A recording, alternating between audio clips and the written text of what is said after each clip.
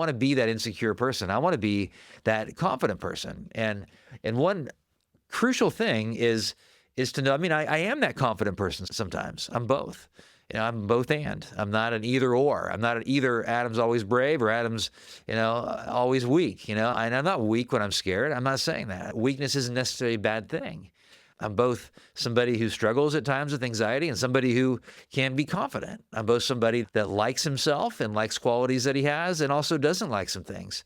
I'm somebody that can wallow, and I'm somebody that can be very excited about the future. I'm both. I just want to cultivate and water the excited part, the positive part, and then deal with the scary stuff. So know the core issues. I mean, I've had to face some core issues, things that happened in my very early years, in age 5 and 6, that I didn't deal with until I was 40, 46, 47, 48 years old.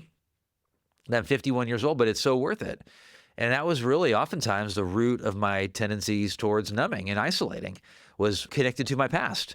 The addiction tendencies to isolate and to worry, those are addictions, by the way. Those do classify. And even the addictions that I've had with nicotine, and those are triggered, they're numbing force that would be triggered in a large part by self-worth issues that are formed in my past, okay? So the more I can be myself, I let go of that, and it's a great thing. So I think that the challenge for you is, what are things that you would face every day if you were able to move past your past and to be brave today? Again, one of my favorite questions is, what would you do if you were 10 times more confident? What would you do if you were 10 times bolder? What decisions would you make? What would people see differently in your life? How would they know you were bolder? And then do those things at the very beginning of your day, preferably. You can do them throughout your day, but it's hard to do them at the beginning of the day oftentimes because we don't want to then. We want to put that off. We want to make excuses. So for me, there are certain parts of running a business that I want to put off. It's hard conversations, crucial, courageous conversations with people that I want to have, and that can be an employee or it can be a client that I want to challenge in a certain way. But those are things that if I do them in the morning, then the client has the whole day to think about them. If I do them in the morning, then the employee has the whole day to apply it. And then we have a chance to have dialogue. I want to do these in a kind way, of course, reaching out to potential customers.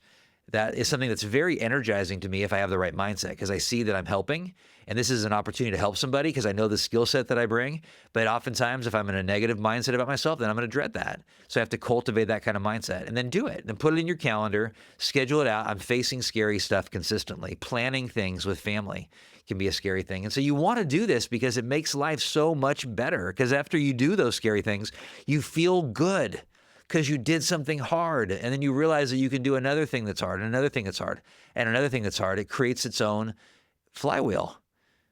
And then you start to realize that you can be brave more and more every day.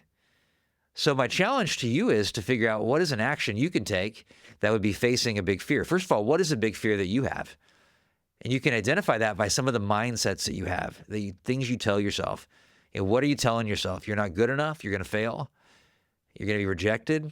It needs to be perfect. Your performance is what drives your value. You're awkward. You're not attractive. People don't like you. What do you tell yourself? And then how can we go at the core, realize there's some stuff there that you can face? And that's what's leading you to today fearing that whatever fear, rejection, anything that is you're fearing in relationships. Again, relationships are scarier than skydiving. And so you face them, and then you realize that there's all kinds of cool stuff that comes out of it, like support and encouragement and challenge and opportunity and ideas. And it's the best stuff in life. Yeah, you will get hurt.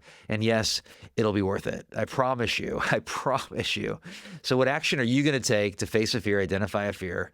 It will be so worth it.